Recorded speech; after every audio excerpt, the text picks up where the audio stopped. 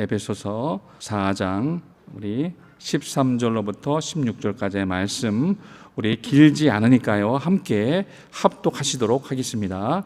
다 같이 시작. 우리가 다 하나님의 아들을 믿는 것과 아는 일에 하나가 되어 온전한 사람을 이루어 그리스도의 장성한 분량이 충만한 데까지 이르리니, 이는 우리가 이제부터 어린아이가 되지 아니하여 사람의 괴술과 간사한 유혹에 빠져 모든 교훈의 풍조에 밀려 요동치 않게 하려 함이라. 오직 사랑 안에서 참된 것을 하여 범사에 그에게까지 자랄지라. 그는 머리니 곧 그리스도라. 그에게서 온 몸이 각 마디를 통하여 도움을 입음으로 연락하고 상합하여 각 지체의 분량대로 역사하여 그 몸을 자라게 하며 사랑 안에서 스스로 세우느니라. 아멘. 네, 오늘 우리에게 주시는 그 하나님의 말씀에 보시면 13절에 우리가 다 하나님의 아들을 믿는 것과 아는 일에 하나가 되라고 말씀을 하십니다. 그것은 온전한 사람을 이루기 위함이라고 말씀을 하시고, 그래서 그리스도의 장성한 분량이 충만한 데까지 이를 것을 목표적으로 제시를 해주고 있습니다. 그런데 우리가 우리 자신을 한번 돌아보시면, 나 자신이 그렇다면 하나님의 아들 예수 그리스도를 믿는 것과 아는 일, 그분을 안다는 것, 그분을 날마다 경험하고 그분과 교제하고 동행하는 삶을 더 깊이 있게 가져가는 그것에 우리가 하나가 되어 있어서 우리가 하나님 앞에 정말 온전한 사람, 여기서 온전한 사람은 성숙된 사람을 말합니다. 그렇게 성숙되고 장성한 사람으로 되어 있는지라는 부분을 내 자신을 통하여 점검을 해본다면 그렇지 않은 모습들이 많이 있을 수 있습니다. 만약에 그렇지 않는 모습들이 보여지고 있다면, 그렇다면 14절에 보세요. 그러면 우리가 이제부터 어린아이가 되지 아니하여 사람의 괴술과 간사한 유혹에 빠져 모든 교훈의 풍조에 밀려 요동치 않게 하라 합니다.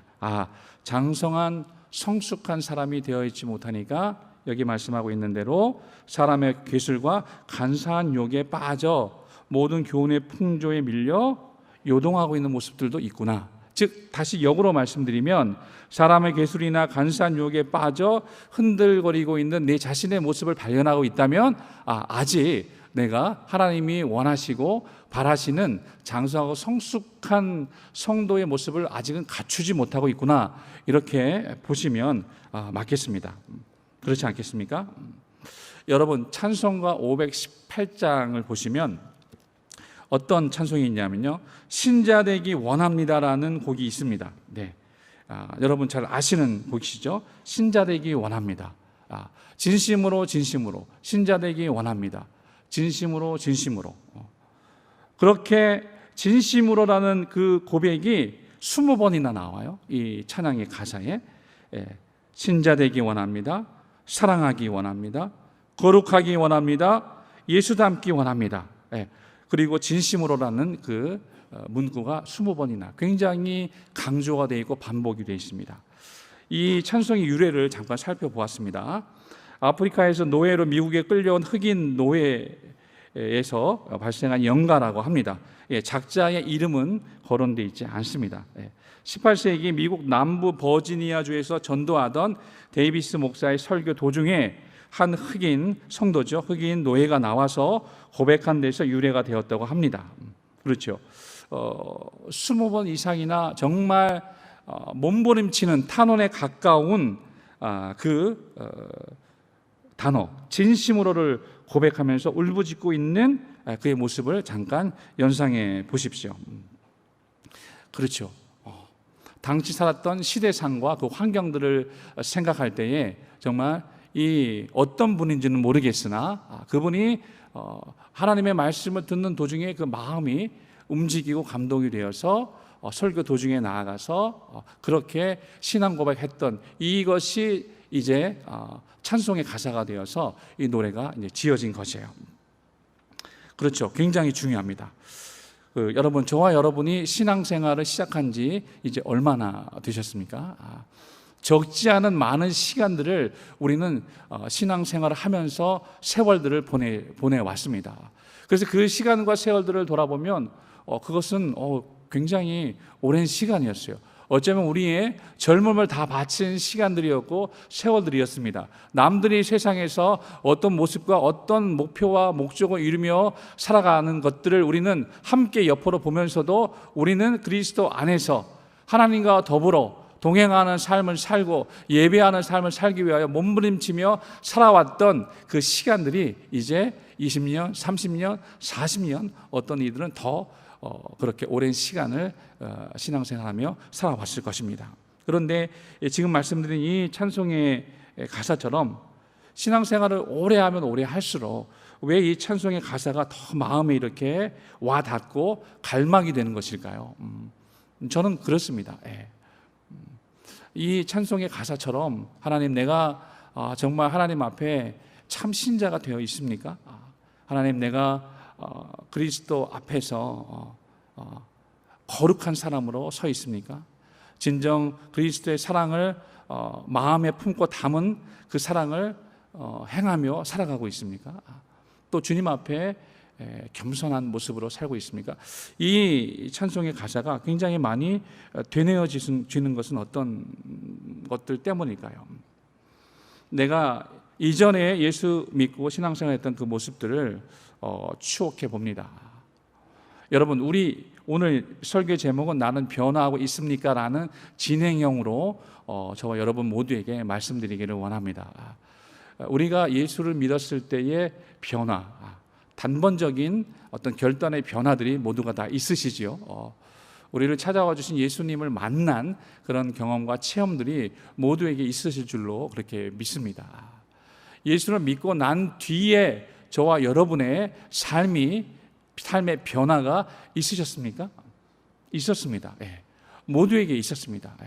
그 한 번의 변화, 그 예수 그리스도를 믿기 이전에 살았던 내 삶의 모습과 믿은 이후에 바뀌어진 내 모습은 분명히 다릅니다. 분명히 달라졌습니다. 아니, 이 서두에는 달라졌다는 표현을 쓸게요. 달라졌습니다. 예수를 믿기 이전과 이후는 분명하게 달라졌습니다.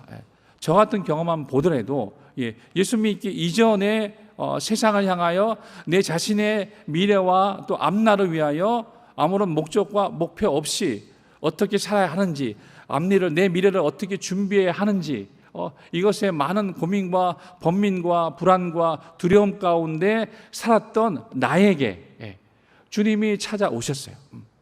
그리고 저도 예수를 믿은 다음에 하나님이 주시는 놀라운 그 은혜 안에서 기쁨과 소망이 생겼습니다. 앞으로 세상을 어떻게 살아야겠다라는 그런 결단과 확신이 들어온 것이죠. 그것이 가장 먼저 달라진 부분이에요. 삶을 살아나가야 할 목적들이 분명히 생긴 것이죠. 이 첫 번째 변화를 이야기할 때 저는 어떤 사람이 생각나냐면 삭개오라는 사람이 생각이 나요. 삭개오. 여리고라는 도시는 대단한 무역 도시였습니다. 예수님이 여리고로 들어가셨잖아요. 여리고라는 도시는 이제 사해 근처에 있었기 때문에 거기에는 뭐 유황이든지 수금이든지 역청이든지 이런 부분들이 굉장히 발달했고, 또 대추야자, 또 그리고 발삼이라는 향유의 그런 그 산지로서 굉장히 경제와 무역이 발달한 도시였어요. 쉽게 말하면 부자 도시였어요. 부자 도시. 거기에서 이제 세리장 삭개오라는 사람은 세무 공무원이었습니다. 로마가 고용한 세무 공무원 중에 세리장이었으니까 아마 이 일을 굉장히 잘했던 것 같아요. 그러니까 팀장, 곧 세리장이 된 것이겠죠. 그런데 아시는 것처럼 세리장은 이제 당시 유대인들에게 세금을 걷어서 로마에 바쳐야 하는, 그래서 그 세리장이 세금의 기준을 매기는 부분에 있어서 어느 정도 영향력을 발휘할 수 있었기 때문에 세리장들은 얼마나 축제가 가능했던 부분들이 있었죠. 그러니까 당연히 같은 유대인들에게 있어서는 미움의 대상이 됐습니다. 그런데 그 여리고에 예수님이란 분이 이제 오시는 거예요. 예수님이란 분이 이제 오셨다는 이야기를 삭개오가 듣습니다. 그런데 그 누가복음 19장에서 이야기하는 삭개오에 대한 내용이 크게 특징이 세 가지가 있는데, 첫 번째는 키가 작았다, 두 번째는 세리장이었다, 세 번째는 부자였다. 이것이 19장 1절 2절에 이제 나옵니다. 이 삭개오라는 인물이 이제 예수님을 만나고 싶었지만 사람들에게 둘러싸여서 예수님께로 다가갈 수가 없었겠죠. 또 사람들은 세리장 삭개오를 아니까 그에게 함부로 자리를 내어주지 않았을 것입니다. 삭개오는 예수님을 만나고 싶었어요. 그가 왜 만나고 싶어 했는지는 우리가 성경에 정확히 나와 있지 않지만 충분히 추측하고 예상할 수가 있습니다. 그는 부자였어요. 그에게는 먹고 살만한 것이 풍족했어요. 앞에 미래도 보장이 되어 있었습니다. 그런데 그에게는 외로움이 있었고 공허함이 있지 않았을까? 친구가 없어요. 이웃이 없고 친구가 없어요. 함께 살아가고 싶은 같이 마음과 삶을 나눌 만한 그러한 동료들이 없었어요. 예수님이 오신다는 이야기를 들었습니다. 예수님이 그동안에 어떤 분이었는지는 아마 들었을 것입니다. 예수님이 갈릴리 나사렛에서 오신 그분이 온 갈릴리를 다니면서 하나님의 나라 복음을 전하시고 많은 사람들의 친구가 되어주시고 병을 고쳐주셨던 그 예수님의 소문을 아마 익히 알고 있었을 거예요. 그래서 혹시 세리장이었던 삭개오의 마음에 예수님이 나 같은 사람도 만나 주실까? 나 같은 사람의 친구도 되어 주실 수 있을까? 아마 그러한 정말 간절한 마음이 있지 않았을까? 왜? 그가 정말 사람들이 예수님을 보여주지 않으려 할 때 예수님을 정말 만나고 싶어서 그 뽕나무에까지 올라갔잖아요. 학자들의 자료를 보니까 돌무화과 나무라고 하더라고요. 실제로 우리가 뽕나무라고 성경 기록도 있는데 그 돌무화과 나무에 어른이 올라간 거예요. 굉장히 품위 없는 행동들이죠. 아이들이나 할 행동들을 지금 하는 것입니다. 그런데 삭개오는 그의 위신이든지 신분이든지 개의치 않았습니다. 예수님이란 분을 만나고 싶어서 그렇게 나아간 것이에요. 그런데 예수님이 그를 보셨어요. 이미 예수님이 삭개오의 마음을 모르실 리가 없습니다. 그리고 말씀하셨죠. 어떻게 말씀하십니까? 삭개오야 내려오라. 내가 내 집에 유하여야겠다 라고 그렇게 말씀을 하십니다. 삭개오는 너무나 기뻤습니다. 급히 내려와 예수님을 영접했다고 이야기를 합니다. 이제 예수님과 마주하고 있는 이 삭개오가 정말 예수님으로 인하여 변화되지 않았음을 아무도 의심할 수가 없습니다. 그렇죠. 삭개오는 예수님과 함께 예수님을 영접한 것입니다. 그리고 나서 삭개오는 예수님에게 고백합니다. 어떤 것을 고백합니까? 누가복음 그 19장에 보시면 8절에 이렇게 말씀하세요. 삭개오가 서서 주께 여짜오되 주여 보시옵소서 내 소유의 절반을 가난한 자들에게 주겠사오며 만일 네 것을 토색한 일이 있으면 4배나 갚겠나이다. 이렇게 이야기합니다. 예수님과 마주하는 삭개오 은혜 받지 못할 이유가 없죠. 그런데 그가 이제 선포하고 그의 결심을 이야기하는 것입니다. 내 재산 절반을 가난한 자들을 위해서 나눠주겠습니다. 그리고 내가 만약 남의 것들을 토색한 일이 있다면, 그러니까 함부로 갈취하고 강탈한 것이 있다면, 그렇다면 어떻게 합니까? 4배나 갚겠나이다. 당시 성경에서 말씀하고 있는 보상의 액수는 토색한 것의 5분의 1입니다. 그런데 20배나 갚겠다고 이야기를 하고 있는 것입니다. 그런데 그때 예수님이 하신 말씀이 아주 중요해요. 그때 예수님이 뭐라고 말씀하셨냐면 누가복음 19장 9절에 예수께서 이르시되 오늘 구원이 이 집에 이르렀으니 이 사람도 아브라함의 자손임이로다. 이렇게 이야기를 했습니다. 예수님은 삭개오가 예수 그리스도를 영접한 이후에 그가 마음으로 결단하고 행하려고 했던 그의 결심을 듣고 오늘 이 집에 구원이 이르렀다라고 그렇게 말씀하신 거예요. 맞습니다. 삭개오는 삶의 결단과 행함이 따랐다는 것입니다. 그때 비로소 구원받았다고 예수님이 선포해 주신 것입니다. 이전에 삭개오는 죽었습니다. 돈이 우상이었던 그가 십자가에 못 박혔고 그리스도 예수 안에서 새로운 피조물로 다시 살아난 것입니다. 그래서 주님이 선포해 주셨어요. 아주 중요한 의미를 여기서 우리는 알 수 있죠. 예수를 입으로 시인하고 믿는 것 아주 중요합니다. 우리가 전도할 때 많이 그렇게 하잖아요. 그런데 예수 그리스도를 입으로 시인하고 그 마음에 영접한 것에서 그치지 않고 정말 그의 마음에 영접한 예수 그리스도와 더불어 그분 앞에서 나의 삶의 변화를 결단하고 행하는 그 모습, 그때 지금 비로소 예수님이 오늘 구원이 이 집에 이르렀다라고 말씀하시고 있는 이 선언의 말씀과도 같이 우리도 마찬가지가 아닐까요? 우리도 예수님을 교회 다니면서 하나님의 말씀을 듣고 복음을 듣습니다. 예수를 영접했어요. 오늘날 현대 사람들이 그렇잖아요. 전도를 많이 받으면 교회 나옵니다. 교회 다니서 교회에서 하라는 대로 다 따르고 순종해서 하죠. 예수를 그러면 본인은 생각합니다. 예수를 믿어서 손해볼 것이 없겠다. 예수를 믿으면 나에게 이로운 것들이 있겠고 이익이 있겠고 유익한 것들이 있겠지 뭐 나쁠 것이 있겠는가. 그래서 예수님을 영접하라고 영접 기도도 하고 다 따라서 합니다. 중요한 것이 있어요. 삶이 따라주지 않으면 진정한 구원이 임했는가를 의심해 보아야 하는 것입니다. 삶의 결단과 행함이 선포되고 실천되지 않으면 그것이 삶의 변화잖아요. 그것이 예수를 만난 이후에 첫 번째로 나타난 삶의 변화입니다. 그렇구나.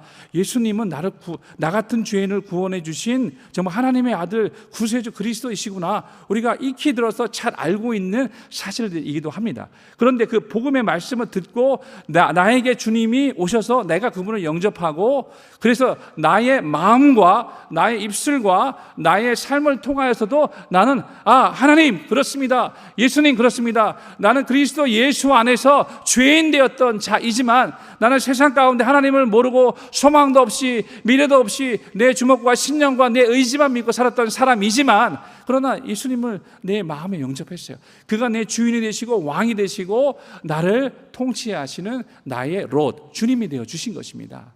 그러니 주님 나는 이전처럼 살지 않겠습니다 라고 그렇게 고백하며 달라진 삶의 모습, 그 삶의 변화가 저 여러분에게 있었다면 그렇다면 우리는 구원받은 성도로서 한 발자국을 잘 내디딘 것입니다. 그런데요, 그 다음이 중요합니다. 이런 변화가 우리에게 일어났어요.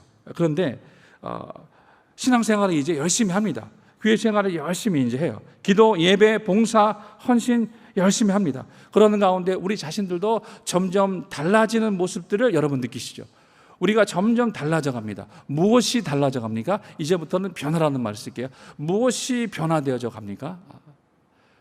하나님께 기도하고 예배하고 봉사하고 구제하고 헌신하는 모습들이 1년 365일 교회의 목회력과 교회력에 따라서 계속 로테이션이 됩니다.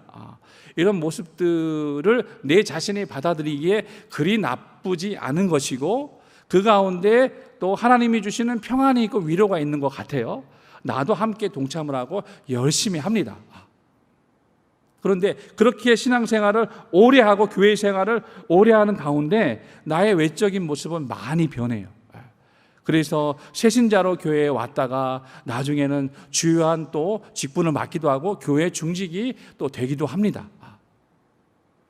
그런데 중요한 것 한 가지, 신앙생활을 오래 하면서 우리는 어느샌가 우리가 하나님 앞에 회개했던 죄인이라는 것을 잊어버리고 언제부턴가 의인처럼 믿고 살아갈 때가 있음을 고백하게 됩니다. 그렇다면 시몬, 바리새인 시몬처럼 성경에 예수님 시대에 있었던 많은 바리새인과 서기관들, 사두개인들을 하나님이 책망했던 가장 큰 이유를 아시죠?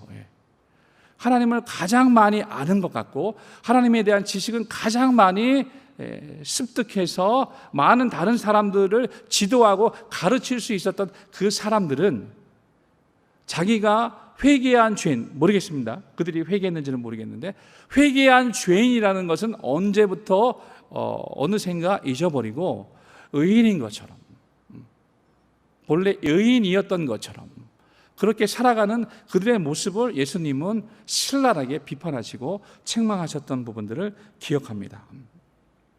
오늘날도 보세요. 신앙생활 오래 하다 보니까 말씀을 들어도 감동이 없습니다. 찬양을 불러도 은혜가 되지 않습니다. 기도의 간절함도 이미 사라진 지 오래됐습니다. 그런데도 나는 신앙생활을 여전히 열심히 하고 있어요. 그러면 이것은 뭐냐면요, 신앙 중독이에요. 신앙 중독. 은혜 중독입니다. 종교 중독이에요. 외적인 모습으로는 완벽합니다. 외적인 모습으로는 하나님을 섬기는 그 일에 내 모든 시간과 세월과 모든 것을 다 바쳤어요. 내 열심과 열정과 모든 것을 다 바쳤어요. 외적인 모습으로 볼 때는 정말 온전하고 완벽한 의인으로 보입니다. 그런데 자기 자신을 한번 잘 들여다보세요. 신앙생활을 깊이 있게 오래한 우리 자신의 모습들, 우리 내면에 숨은 속사람, 성경이 그렇게 표현하죠. 내 내면에 숨은 나의 속사람의 변화는 얼마만큼 이루어지고 있는지, 저는 이것이 너무너무 힘듭니다. 너무너무 힘들어요.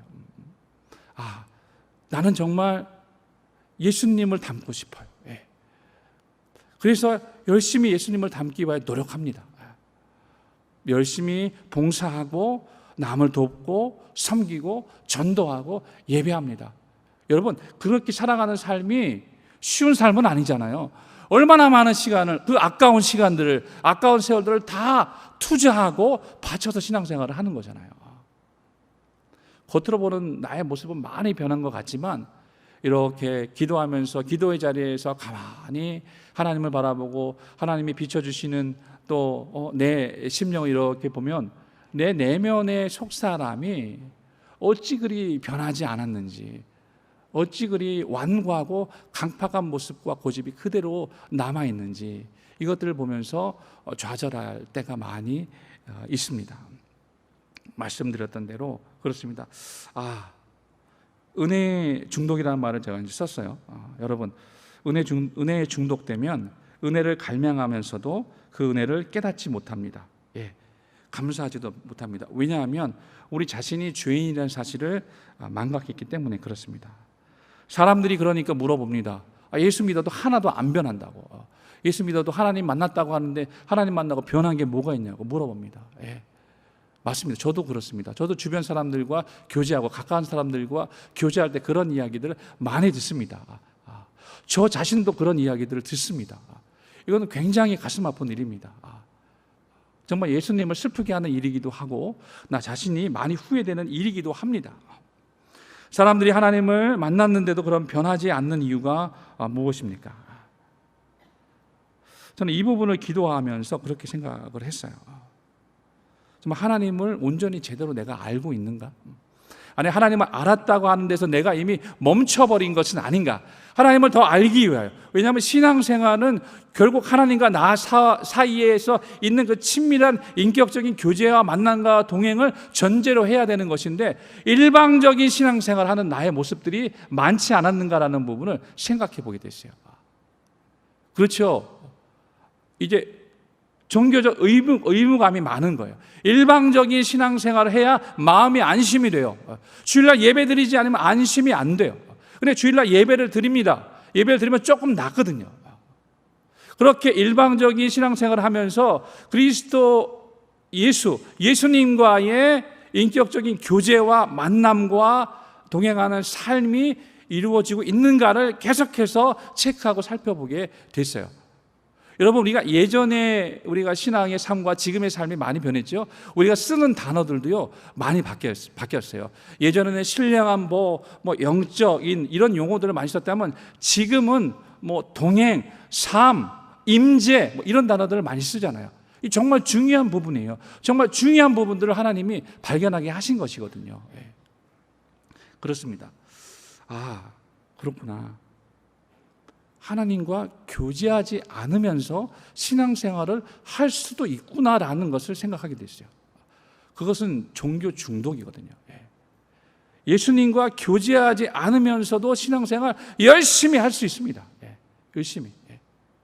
그런데 내 자신조차도 열심히 신앙생활하고 있는 나 자신의 모습만 보고 외적인 변화들만 인식하지 정말 내 안에 날마다 그리스도와 인격적인 교제와 만남과 동행을 통해서 변화되어 가는 내 모습은 이미 멈춰져 있다는 것을 모르고 있어요. 히브리서 5장 하반부와 6장에 걸쳐서 그래서 장성한 믿음을 권면하는 이야기들이 계속해서 이제 나옵니다. 제가 읽어드릴게요. 5장 12절. 때가 오래므로 너희가 마땅히 선생이 될 터인데 너희가 다시 하나님의 말씀의 초보가 무엇인지 누구에게 가르침을 받아야 할 것이니 젖이나 먹고 단단한 식물을 못 먹을 자가 되었도다 말씀하셨고요. 6장 1절 2절 그러므로 우리가 그리스도의 초보를 버리고 죽은 행실을 회개함과 하나님께 대한 신앙과 침례들과 안수와 죽은 자의 부활과 영원한 심판에 관한 교훈의 터를 다시 닦지 말고 완전한 데 나아갈지니라.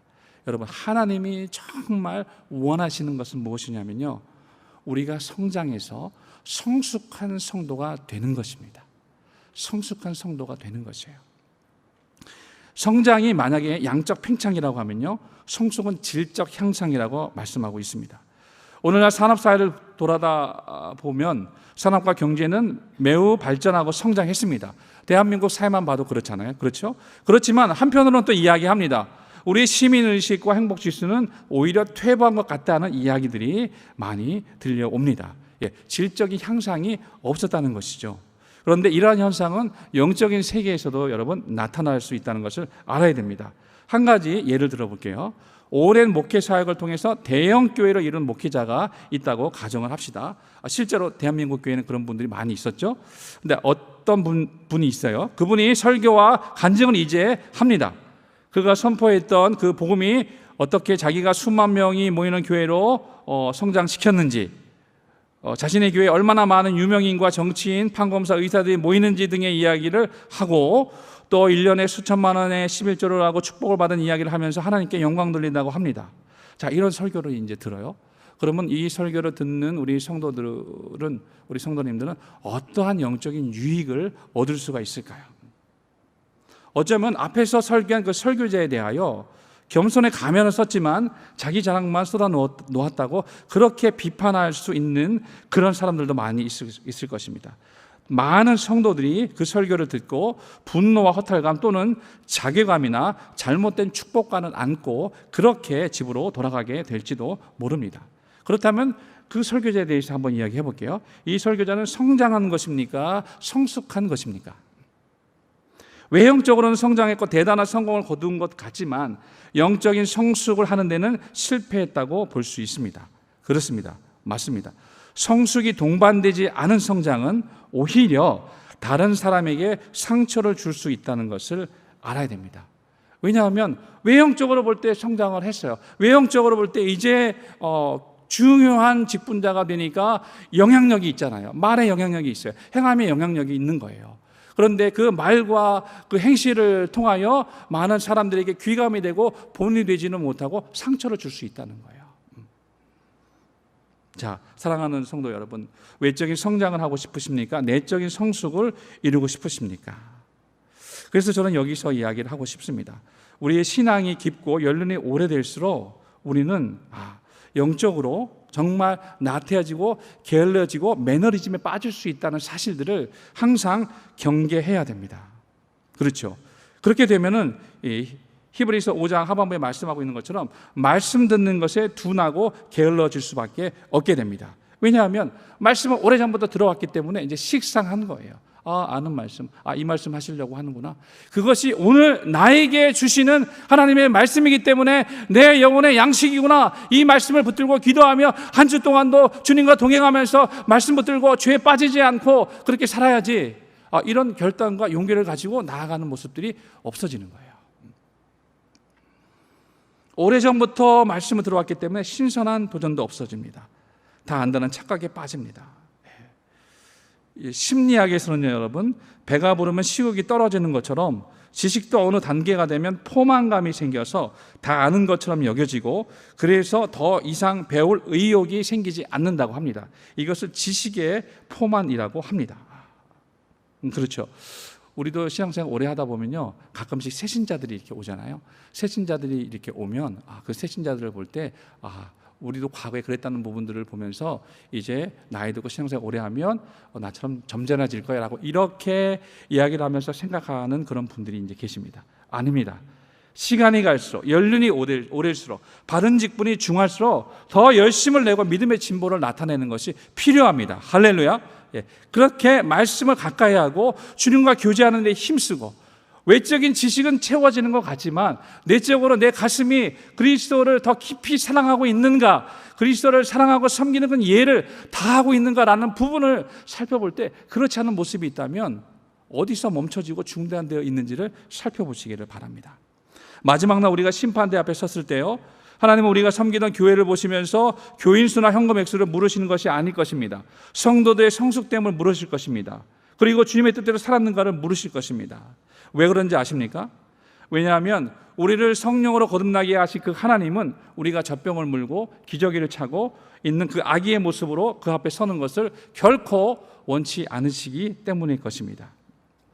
사랑하는 저와 성도 여러분, 우리 모두가 다 우리 안에 보여지고 있는 영적인 나태함과 게으름이 있다면 이것을 버리고 말씀과 그리스도를 더욱 사모하고 정말 그리스도를 더 닮아가는, 아까 처음에 우리 찬송가 이야기를 했죠. 그 부분을 다시 한번 말씀을 드리면 4가지 소원으로 가사가 구성되어 있거든요. 신자 되기 원합니다. 사랑하기 원합니다. 거룩하기 원합니다. 예수 닮기 원합니다. 이 부분을 정말 그 당시에 그 신앙 고백을 했던 그 흑인 노예의 마음을 좀 더 깊이 이해하고 정말 아는 측면에서 제가 좀 더 해석을 붙여봤어요. 그렇다면 그거예요. 정말 주님, 그 시대적인 상황 속에서 얼마나 많은 백인들의 핍박과 폭압과 그 압정 속에서 그렇게 살아가고 있는 그들이 아니었겠습니까? 그런데 신앙생활 하니까 이것이 너무너무 힘든 거예요. 왜 마음에 미움이 가득하고 마음에 적대감들이 가득한데 어떻게 살아야 합니까? 하면서 간절히 나와서 그가 고백하는 것입니다. 하나님 앞에 예배는 드리지만 마음에 미워하니까, 하나님, 참 신자 되기 원합니다. 참 신자 되기 원합니다. 그리고 이전보다 더욱 사랑하는 자가 되기를 원합니다. 하나님 앞에 거룩하다고, 거룩한 신자라고 하면서 예배는 드리고 있지만 하나님, 내 마음에 얼마나 미움과 증오와 원망과 적개심이 가득한지 이런 나를 죽여주시고 하나님, 거룩한 자 되기를 원합니다. 예수님, 정말 털끝 하나라도 정말 그 신발끈이라도 묶을 수 있는 정말 그러한 모습으로 예수 닮기를 원합니다. 이런 마음과 심령으로 그 찬송을 지었지 않았을까, 이런 생각을 해봅니다. 사랑하는 우리 성도 여러분, 저와 여러분의 내면에 숨은 속사람이 변화되고 성장하고 성숙하기를 원합니다. 할렐루야. 이것을 사모하십시오. 이것이 우리 신앙생활의 목표가 되어야 합니다. 기도하겠습니다. 우리의 영적 나태함과 게으름을 버리고 말씀과 그리스도를 더욱 사모하면서 내 안에 그리스도의 형상이 온전히 이루어져 더욱더 예수 그리스도를 닮아가는 우리들의 삶이 되게 해달라고, 나의 인격과 성품이 되게 해달라고 주여 한번 하시고 기도하겠습니다. 주여!